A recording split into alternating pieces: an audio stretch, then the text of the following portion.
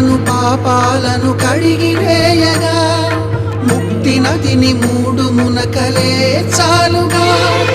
జలది వెనతలకు పోసె జనని గంగా భవాని ఆమె అండ మంచుకొండ వాడని సిగ పూదండ గంగోత్రి